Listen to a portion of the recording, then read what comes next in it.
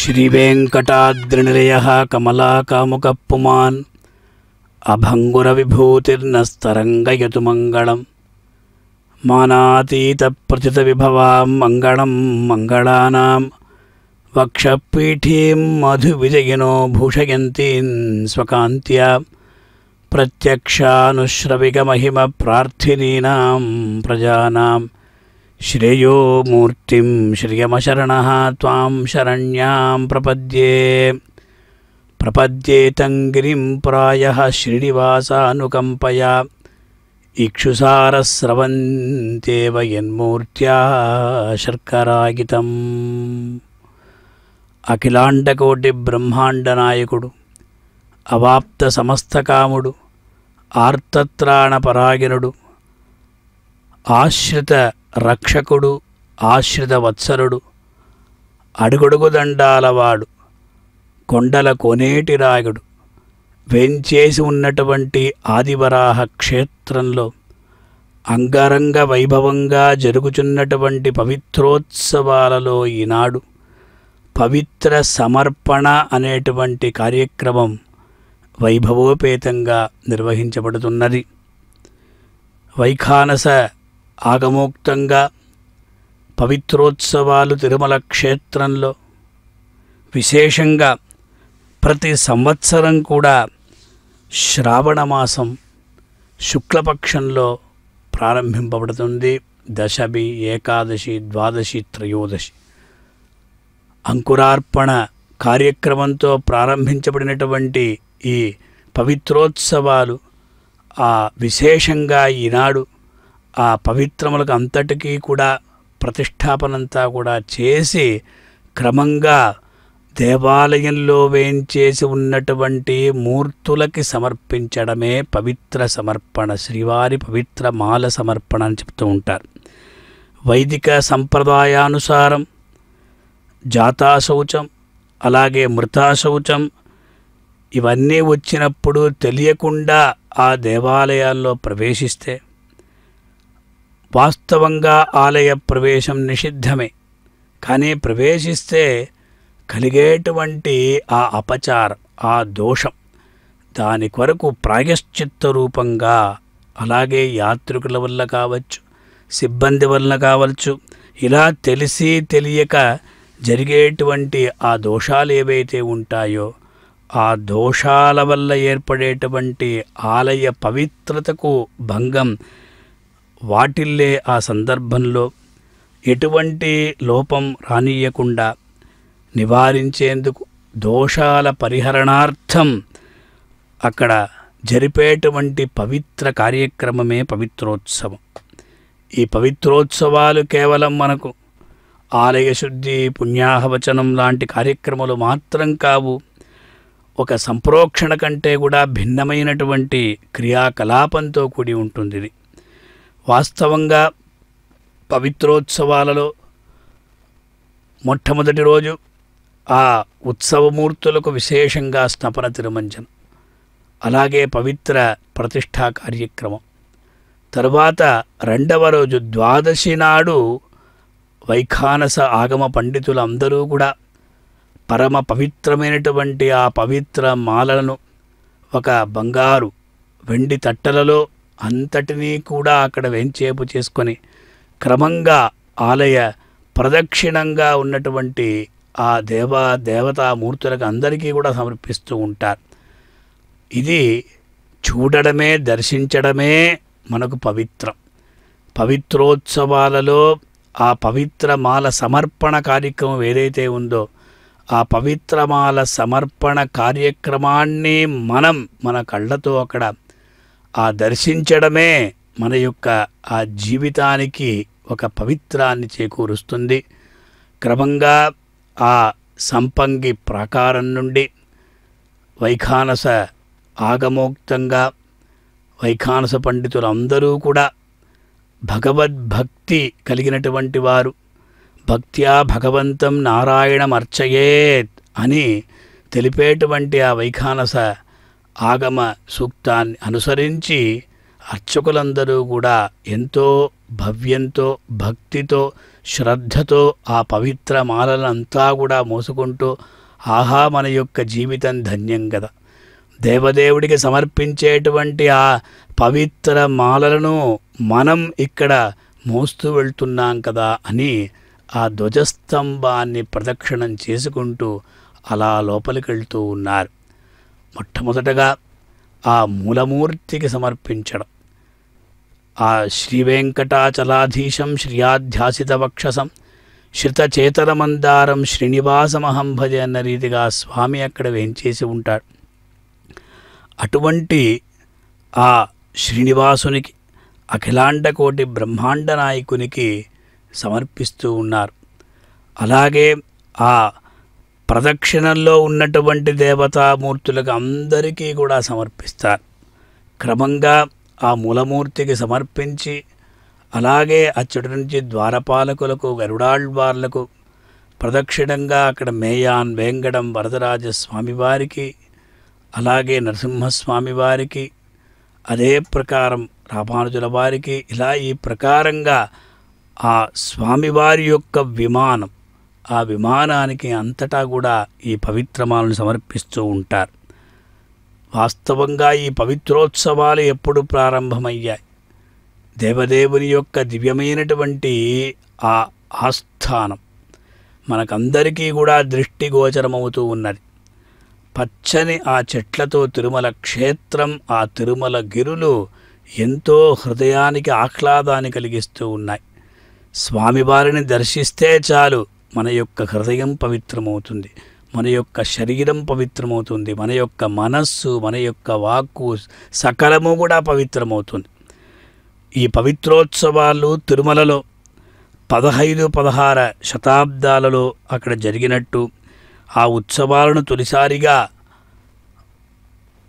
1463వ సంవత్సరంలో సాలువ మల్లయ్య దేవరాజ ఆధ్వర్యంలో నిర్వహించారని మనకు చరిత్ర చెప్తున్నది. 15-16వ శతాబ్దాల్లో ఈ ఉత్సవాలు అత్యద్భుతంగా జరిగినట్టు మనకు ఆ చరిత్ర చెప్తున్నది. కానీ తరువాత 1962వ ఆ సంవత్సరం నుండి తిరుమల తిరుపతి దేవస్థానముల వారు ఈ ఉత్సవాలను పునరుద్ధరించారు అని మనకు తెలుస్తూ ఉన్నది. విశేషంగా ఎన్నో ఒక ఉత్సవాలు నిత్యోత్సవం కావచ్చు, వారోత్సవం కావచ్చు, పక్షోత్సవం, నక్షత్రోత్సవాలు, మాసోత్సవాలు, అయనోత్సవాలు, బ్రహ్మోత్సవాలు, ఈ ప్రకారంగా ఎన్నో ఉత్సవాలు తిరుమల క్షేత్రంలో నిర్వహింపబడుతున్నది. ఈ పవిత్రోత్సవం అనేది విశేషమైనటువంటి ఒక ఉత్సవం అన్నమాట. పరమ పవిత్రమైనటువంటి శ్రావణ మాసంలోనే ఈనాడు విశేషంగా వరలక్ష్మీ వ్రతం నాడు దేవదేవుడు శ్రీనివాసుడు ఆ సమస్త జననీం వందే చైతన్య స్తన్యదాయినీం శ్రేయసీం శ్రీనివాసస్య కరుణామివరూపిణి అన్న రీతిగా అదిగో ఆ విమాన వెంకటేశ్వర స్వామి మనకందరికీ దర్శన భాగ్యాన్ని కలిగిస్తూ ఉన్నాడు. ఆ మూలమూర్తిని సేవించేటువంటి ఒక భాగ్యం మనకు ఒకవేళ కలగకపోతే ఈ విమాన వెంకటేశ్వర స్వామిని కనులారా మనం దర్శించుకోవచ్చు. అందుకే అలనాడు ఆ ఆనంద విమానంలో వేంచేసి ఉన్నటువంటి ఆ విమాన వెంకటేశ్వరునికి విశేషమైనటువంటి ఆ తిరుచి ఆ ప్రభను ఏర్పరిచారు. భక్తులు ఒకవేళ లోపల ఉన్నటువంటి ఆ మూలమూర్తిని కందర్పకోటి సదృశం కమనీయ వేషం ముక్తావళీ లలితకంఠముదారహారం పీతాంబరద్యుతి విరాజిత దివ్యదేహం శ్రీ వెంకటేశవుపురాత్మని సన్నిధత్తామని వర్ణించిన రీతిగా ఆ భగవంతుణ్ణి తృప్తిగా అంటే తనివి తీరా సేవించుకోకపోతే వాళ్ళందరూ ఈ ఆనంద నిలయ విమానంలో వేయించేసి ఉన్నటువంటి ఆ విమాన వెంకటేశ్వర స్వామిని దర్శించుకొని ఆహా నేను కూడా దర్శనాన్ని పొందాను, నేను కూడా భాగ్యవంతుణ్ణే అని భక్తులు ఎంతో సంతోషంతో ఆ ప్రాకార ప్రదక్షిణం చేసుకుంటూ ఈ స్వామివారిని దర్శించుకుంటూ వెళ్ళిపోతారట. అటువంటి అద్భుతమైనటువంటి క్షేత్రం తిరుమల క్షేత్రం. తరువాత దేవస్థానం వారు ఎన్నో ఉత్సవాలను పునరుద్ధరించారు. అందులో ఈ ఉత్సవం పవిత్రోత్సవం అనేది చాలా ముఖ్యమైనటువంటి ఉత్సవం. ఆ విశేషంగా మొట్టమొదటి రోజు సంపంగి ప్రాకారం పవిత్రోత్సవాలకి బుధవారం శాస్త్రోక్తంగా ఆ అంకురార్పణ పవిత్రోత్సవాలకు అంకురార్పణ చేశారు. సంపంగి ప్రాకారంలో విశేషంగా యాగశాలలో ఆ వైకానస ఆగమోక్తంగా వైదిక కార్యక్రమాలంతటినీ కూడా నిర్వర్తించారు. అలాగే గురువారం నాడు అంటే 15వ తేదీ గురువారం నాడు పవిత్రాలకి ఆ ప్రతిష్ఠా కార్యక్రమాన్ని నిర్వర్తించారు. ఈనాడు పవిత్ర సమర్పణ కార్యక్రమం నిర్వర్తిస్తున్నారు. తరువాత పూర్ణాహుతి కార్యక్రమానంతా కూడా నిర్వహించి సాయంకాలం ఆ దేవదేవుణ్ణి విశేషంగా ఊరేగించి ప్రతి ఒక్కరూ కూడా ఈనాడు మనకు చాలా అద్భుతమైనటువంటి రోజు అన్నమాట. లోపల ఆ పవిత్ర సమర్పణ కార్యక్రమంలో మనం పాలు పంచుకోకపోయినా కూడా సాయంకాలం శ్రీభూసమేతుడినటువంటి ఆ మలయప్ప పవిత్రమాలంతా కూడా ధరించి మాడవీధులలో ఊరేగుతా. ఆ సమయంలో ఆ భగవంతుని మనం సేవించుకోవచ్చు. అలాగే శ్రీవైష్ణవ సంప్రదాయం ప్రకారం భగవద్రామానుజుల వారి యొక్క ఆజ్ఞతో 3 రోజుల పాటు దివ్య ప్రబంధ పారాయణం కూడా ఉంటుంది. ఈనాడు మనం విశేషంగా ఆ కార్యక్రమాన్ని చూస్తున్నాం.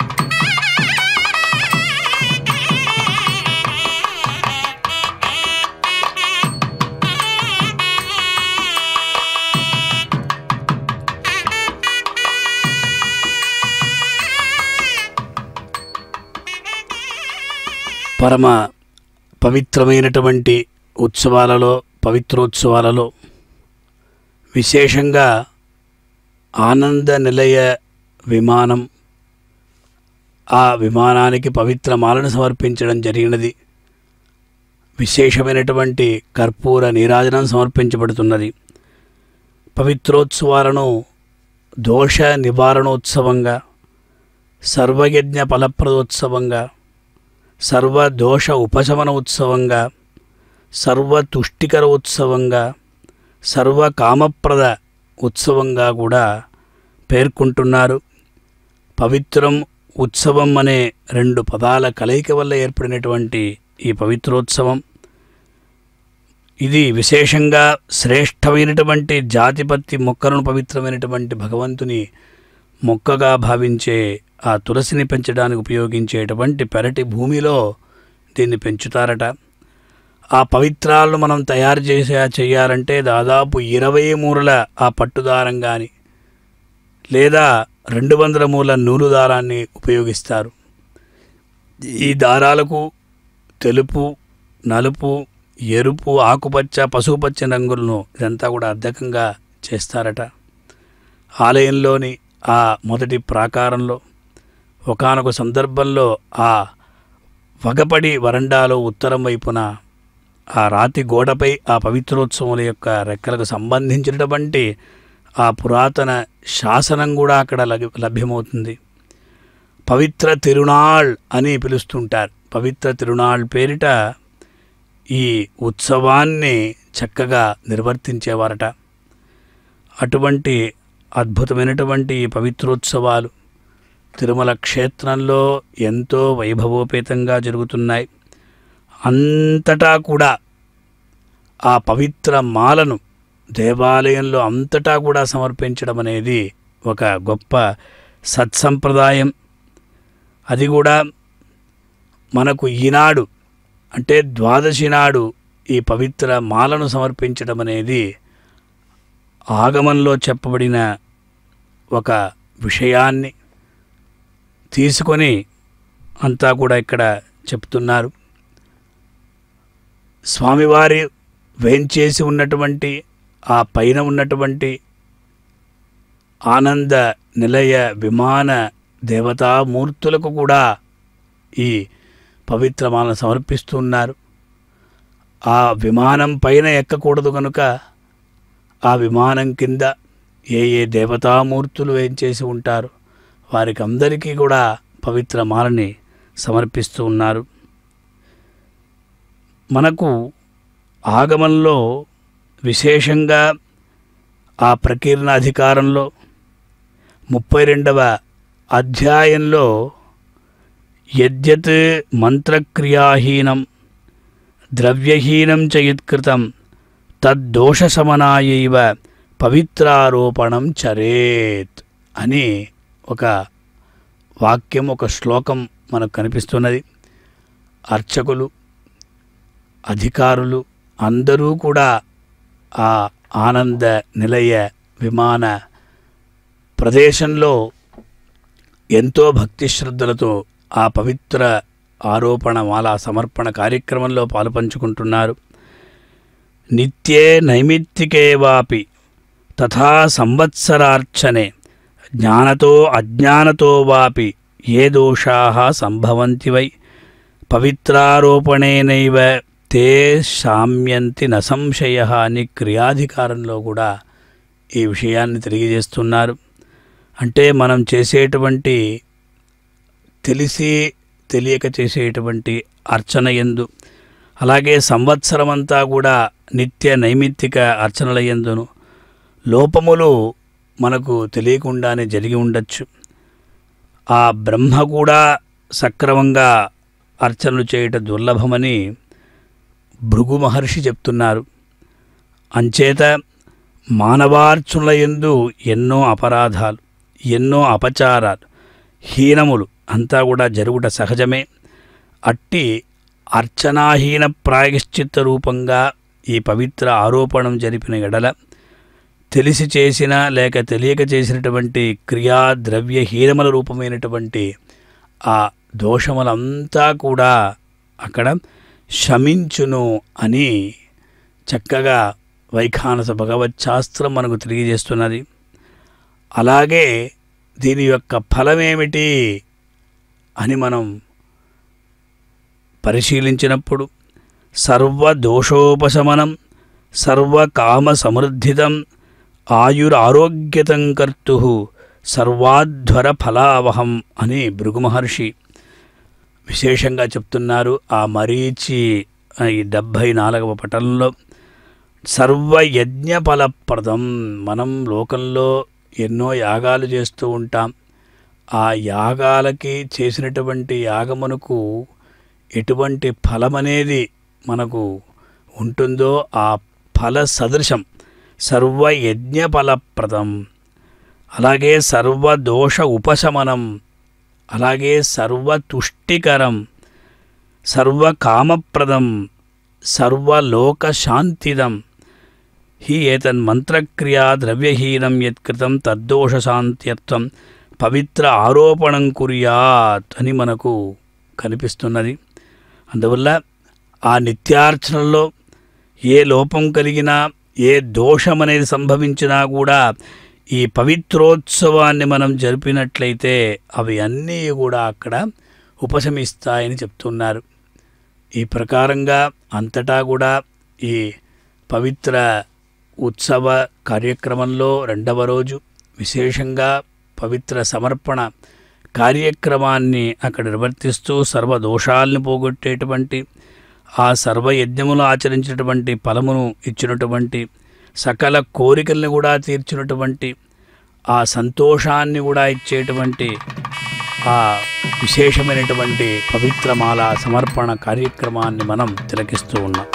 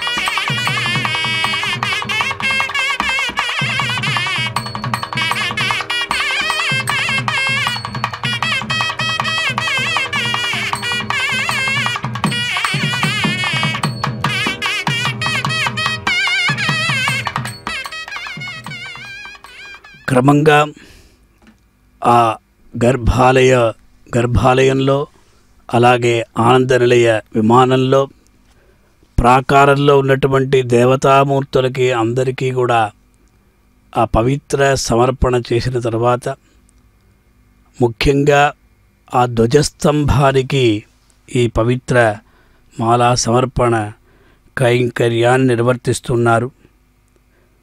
ఈ పవిత్రమాల సమర్పణ కార్యక్రమం అనేది మనకు చాలా ముఖ్యమైనటువంటి విషయం.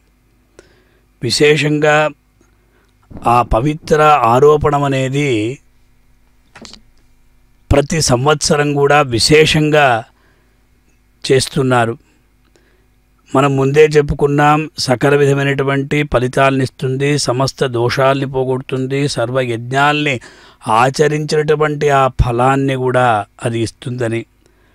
అలాగే ఈ పవిత్ర అద్భుతమైనటువంటి ఆ పట్టుమాలలు చక్కగా ఆ పవిత్ర మాలలను తయారు చేసి ఒక్కొక్క దేవతామూర్తికి సమర్పిస్తూ ఉంటే మన యొక్క మనస్సు ఎంతో పవిత్రమవుతుంది. అర్చకులందరూ కూడా ఎంతో పవిత్ర భావనతో ఈ పవిత్ర మాలను సమర్పిస్తూ ఉంటారు. ప్రతి ఒక్కరూ కూడా ఈ ఆగమోక్తంగా చేసేటువంటి ఈ పవిత్ర మాల కైంకర్యాన్ని ఎంతో ఒక భాగ్యంగా భావిస్తూ ఉన్నారు. పవిత్రారోపణహీనాయ పూజ నిష్ఫలా భవతి, రాజా రాష్ట్రం వినశ్యతి, తస్మాత్ యత్నేన పవిత్రం ఆరోపయేతన్నారు. మనం ఈ ప్రకారంగా చెయ్యకపోతే ఈ రాజు రాష్ట్రం ఈ అన్నీ కూడా మనకు వినాశానికి దారితీస్తుంది. కనుక మంగళ వాయిద్యాల నడుమ ఈ పవిత్రమాల సమర్పణ కైంకర్యాన్ని నిర్వర్తిస్తూ ఉన్నారు. అలాగే న్యూనాతిరిక్త వ్యాఘాతేషు ప్రాయశ్చిత్తం కుర్యాత్ న కుర్యాత్ చేత్ వినాభవ, తస్మాత్ ప్రాయశ్చిత్తం సమాచరేత్ అన్న రీతిగా ఆ సంక్షోభో జాయతే తత్ర తస్మాత్ యత్నేన కార్యేతని ఈ ఉత్సవం అనేది అర్చనాహీన ప్రాయశ్చిత్తంగా కూడా చెప్తూ ఉన్నారు. అందువల్ల ఇటువంటి అద్భుతమైనటువంటి పవిత్రోత్సవ కార్యక్రమం అనేది తిరుమల క్షేత్రంలో ప్రతి సంవత్సరం కూడా ఈ శ్రావణ మాసంలో ద్వాదశి నాడు ఇక్కడ జరుగుతున్నది. అర్చకులు ఆ ధ్వజస్తంభానికి కూడా ఈ పవిత్రమాల సమర్పణ కార్యక్రమాన్ని నిర్వర్తిస్తూ ఉన్నారు. మనకు మొట్టమొదటగా దేవాలయంలో ఆ గరుత్మంతుడు ధ్వజస్తంభంలో ప్రతి సంవత్సరం కూడా ఆ గరుడునికి విశేషమైనటువంటి ఒక తిరుమంజనాలు ఉంటాయి. గరుడమఖిలని వేద నీడాదిరూఢం దుషత్పీడ నోత్కంఠితాకుంఠ వైకుంఠపీఠే కృతస్కంధమీడే స్వనీడా గతిప్రీతరుద్రాసు కీర్తిస్తనాభోగ గాఢోపగూఢ స్ఫురత్కంఠకవ్రాత వేదవ్యథా వేపమానద్విజిహ్వాది పాకల్ప విష్పార్యమాణ స్ఫటావాటికా రత్నరోచిశ్చటారాజి నీరాజితం కాంతికల్లోరి నీరాజితం అని ఆ గరుత్మంతుణ్ణి వేదాంత దేశికుల వారు స్తోత్రం చేస్తున్నారు. వేదాత్మా విహగేశ్వర అని యామునాచార్యుల వారు ఆ గరుడుని సాక్షాత్ వేదస్వరూపుడుగా వారు పేర్కొని ఉన్నారు. ఈ ప్రకారంగా ఆ ధ్వజస్తంభంలో వేంచేసి ఉన్నటువంటి ఆ గరుడునికి, అలాగే ధ్వజస్తంభానికి, అలాగే అక్కడ ఉన్నటువంటి అన్నింటికీ కూడా ఈ మాలా సమర్పణ చేస్తూ ఉన్నారు. స్వామి, మనం ఈ ప్రకారంగా ఆ భగవంతుని యొక్క దివ్యమైనటువంటి దేవాలయంలో సమస్తములు కూడా పవిత్రమైనవి. అందువల్ల ఆ ప్రకారంగా ఆ పవిత్ర మాలను మనం సమర్పిస్తూ ఉంటే ఈ సంవత్సరంలో జరిగినటువంటి సమస్త దోషములు కూడా అక్కడ తొలగుతాయి. స్వస్తి ప్రజాభ్య పరిపాలయంతాం న్యాయ్యేన మార్గేణ మహీం మహిషాః గోబ్రాహ్మణేభ్య శుభమస్తు నిత్యం లోకాస్తమస్తాః సుఖినో భవంతు అని కదా ప్రతినిత్యం కూడా అర్చకులు దేవాలయంలో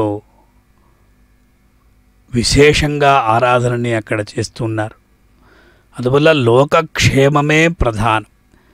దేవాలయంలో జరిగేటువంటి పూజలు, ఆరాధనలు, ఆచారాలు, సంప్రదాయాలు అన్నీ కూడా రాష్ట్రక్షేమం కొరకే అని తెలుసుకోవాలి. అందువల్ల ఈ ప్రకారంగా ఈ పవిత్ర మాల సమర్పణం అనేది చేస్తూ ఉంటే ఈ దేశమంతా కూడా పవిత్రమవుతుంది, ప్రజలందరూ కూడా పవిత్రులవుతారు. అటువంటి కార్యక్రమాన్ని నిర్వర్తిస్తూ ఉన్నారు. మనం భగవంతుణ్ణి ఎల్లప్పుడూ కూడా స్తోత్రం చేస్తూ ఉండాలి. ఆ పవిత్ర ఆరోపణ దినంలో ప్రభాతే స్నాత్వా నిత్యానుష్ఠానం కృత్వా ఆలయం గత్వా అని వైఖానస ఆగమం అక్కడ చెప్తున్నది. అధివాసిత పవిత్రాణి శిష్య శిరసి సంధార్య అని ఒక అద్భుతమైనటువంటి వాక్యం. మనం అర్చకులందరూ కూడా ఆ పవిత్ర మాలను తమ యొక్క శిరస్సులో ధరించి వారు తీసుకున్న శిరస్సు ఆ వెండి పళ్ళల్లో తీసుకుని వచ్చారు. సర్వబేరాణం పవిత్రాన్ని ఆరోప్య అన్నారు. అంటే ఆలయే దేవస్య ప్రముఖే సంస్థాప్య కల్పోక్త విధానేన తత్తన్మంత్రై ధ్రువాదీనాం సర్వబేరాణం పవిత్రాన్ని ఆరోప్య ఆచార్యాదయ ధారయిత్వా సభ్యాగ్నౌ ఉక్తహోమం అని వైఖానస ఆగమం చెప్తున్నది. బలిపీఠానికి కూడా ఈ పవిత్ర మాలా సమర్పణ కార్యక్రమాన్ని నిర్వర్తిస్తూ ఉన్నారు. ఇలా ఈ పవిత్ర మాలా సమర్పణ ఇలా చెయ్యాలని ఆగమం చెప్తుంది కనుక ఈ ఆగమోక్తంగా మనకు తిరుమల క్షేత్రంలో ఈనాడు పవిత్ర సమర్పణ కార్యక్రమం అనేది జరుగుతూ ఉన్నది.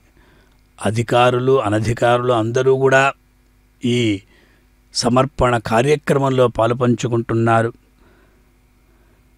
ఇలా చేస్తూ మనం ఆ భగవంతుడి యొక్క అనుగ్రహాన్ని కూడా పొందాలి.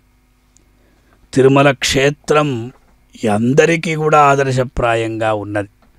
పవిత్రాల్ని అర్చకులు సమర్పించిన తరువాత హారతిని కర్పూర నీరాజనాన్ని సమర్పించి అచ్చట నుండి బయలుదేరి ధ్వజస్తంభమైనది ఆ గరుత్మంతునికి అలాగే బలిపీఠానికి అంతటికి కూడా పవిత్రమాల సమర్పణ కార్యక్రమం అయిన తర్వాత వరాహస్వామికి సమర్పించాలి. అలాగే ఎదురుగా ఉన్నటువంటి బేడి ఆంజనేయ స్వామికి సమర్పించాలి. ఇలా అందరికీ సమర్పించడం అనేది ఒక ధర్మం.